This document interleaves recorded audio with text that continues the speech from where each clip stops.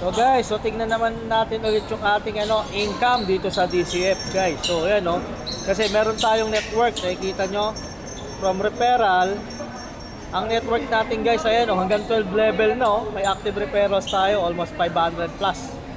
Okay, na mga di ba direct and direct meron yan na income. So this time guys, another alas 2 na naman yung income natin ngayon at tumataginting na direct and direct na $48 na worth. So ito, pag winidraw natin to guys, instant lang. Okay, ibibigay sa atin dyan is DCF. Okay na DCF. Yan guys, token yan ni DCF. So yan, live So naka-live tayo. Yan Mari-receive ko almost 5,965 DCF. Alright. So ganito lang kadali yan, mag-claim. So ngayon, makiklaim na naman natin yung ating DCF na worth $48. Yun na, claim successfully. So wala na tayong DCF guys. So pag tinignan mo sa wallet yan, instantly, magpapop up sa wallet mo yung si DCF. 0 DCF ako. Meron kang 55 USDT. Refresh mo lang. Yan, refresh na lang natin guys. Ayan, ayan na. Ayan na, meron na tayong 5,000 DCF. So $47 yan. Yan Pwede ko lang swap directly yan dito sa swapping, pero dahil may sariling swapping si DCF para makita nyo actual. Yan, ganito lang kabilis kumuha ng USDT dito. So connect wallet ulit.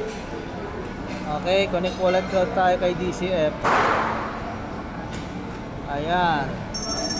Yan, connect wallet mo ulit. Yan. Dahil may sariling exchange dito sa tatlong guhit sa taas, yan meron siyang sariling swap. So i-swap natin ngayon si DCF na nakolekta natin.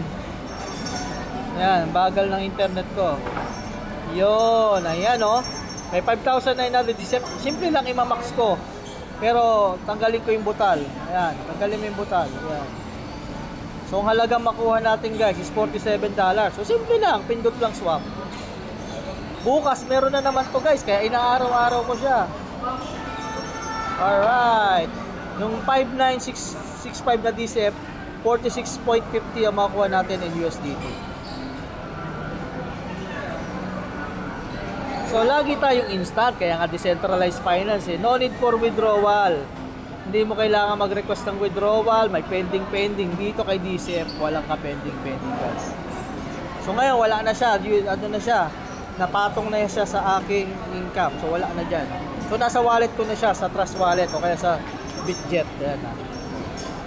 Ayan diba? Ayan, na-receive na Ayan So kay DCF, pag tinignan mo, na-sold na siya. Ayan sa 46. Ngayon, kay USDT naman, syempre, nandyan na siya. Alright. So happy earnings everyone. Lupet, diba?